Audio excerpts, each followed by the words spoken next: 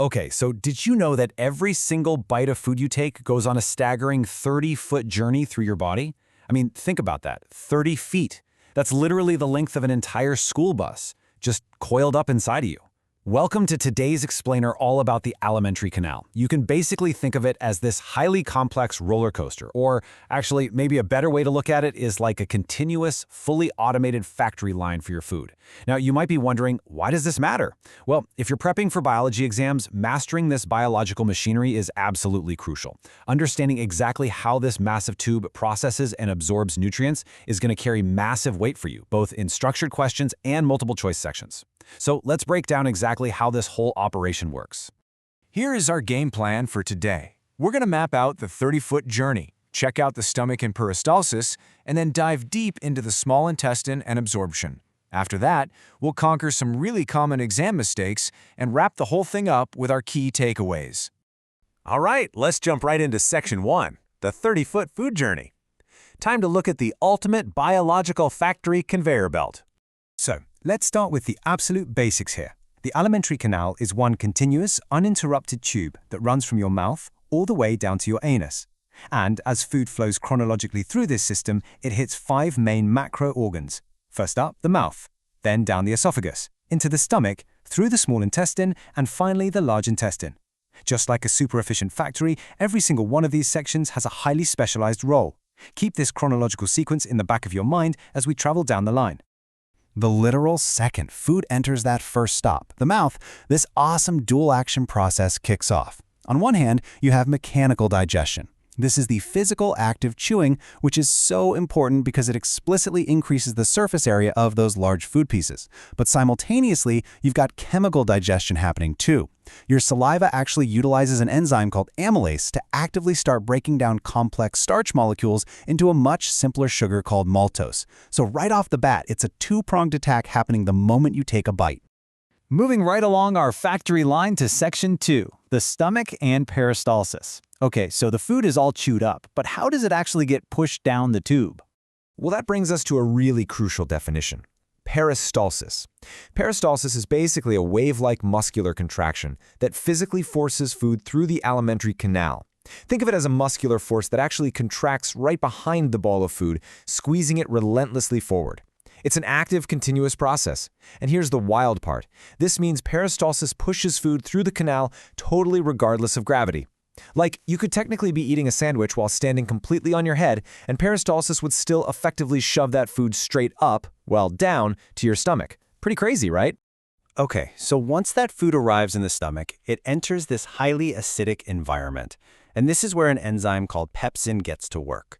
What pepsin does is it takes these large, complex proteins and chops them down into much smaller chains called polypeptides. The sheer scale and intensity of this chemical reaction is perfectly matched by the aggressive acidic breakdown happening in this sort of chemical vat we call the stomach. Let's keep moving on to Section 3, the small intestine and absorption. This is where the magic really happens, folks, and where it's all about maximizing surface area. All right, so we've arrived at the primary site where digestion finishes up and actual absorption takes place. And it gets massive help here from pancreatic enzymes and bile from your liver. But the true star of the show? That would be the villi.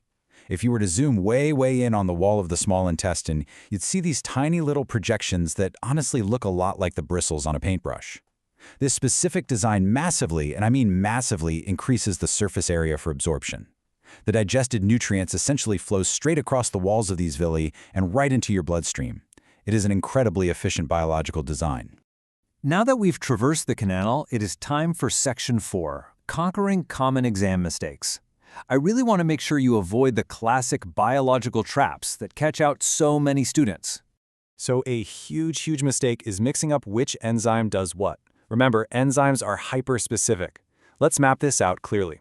First, we've got amylase, which acts on the substrate starch, turning it into the product maltose. Second is protease, specifically pepsin when we're in the stomach, which acts on proteins to break them down into polypeptides. And third, lipase acts on fats to break them down into fatty acids and glycerol. Honestly, you're going to want to take a mental snapshot of these exact relationships, because recalling these specific breakdown equations is exactly what you'll need to do on test day. Here is another classic trick question that exam boards just love to throw at you. Does digestion occur in the esophagus? The definitive answer here is no, absolutely not. The esophagus is strictly a muscular transit tube. There is zero chemical reaction happening in there. It is purely a passageway that utilizes peristalsis to just move the food from your mouth to your stomach. So please, don't fall for the trap of thinking chemical digestion happens everywhere along the tube. Okay, let's look at a quick worked example. A question might ask, which of the following foods, when consumed, will supply a lot of energy? To answer this one correctly, you have to remember that carbohydrates and fats are your primary sources for high energy output once they're broken down. So, whenever an exam asks you about energy supply, your brain should immediately route right back to carbohydrates and fats being acted upon by enzymes like amylase and lipase. And just like that, we are at the final stage of our journey. Section 5, Key Takeaways and Recap. Let's do a final breakdown of everything we've learned today. Here are your 5 foundational pillars to lock in. Number 1, the alimentary canal is one continuous tube from your mouth down to your large intestine. 2, digestion is a dual-action process involving both mechanical chewing and chemical breakdown. 3, enzymes are incredibly specific, like locks and keys: amylase for starch, protease for protein, lipase for fat. 4, the vast majority of absorption takes place in the small intestine, and that's specifically driven by those paintbrush-like villi maximizing the surface area. And finally, number 5, movement is driven by peristalsis, keeping that factory line pushing forward no matter what. Before we go, I want to leave you with a final, kind of provocative thought to chew on. Pun totally intended. What actually happens to this entire 30-foot factory line if just one specific enzyme, say amylase or lipase, goes completely missing? Just think about the cascading effects and the system dependencies inside your own body. Because biology isn't just about memorizing random parts, it's about understanding how the whole shebang connects together. Keep that critical thinking alive as you study, and you are going to be incredibly well prepared. Thanks for joining me on this explainer, and definitely keep asking those great questions.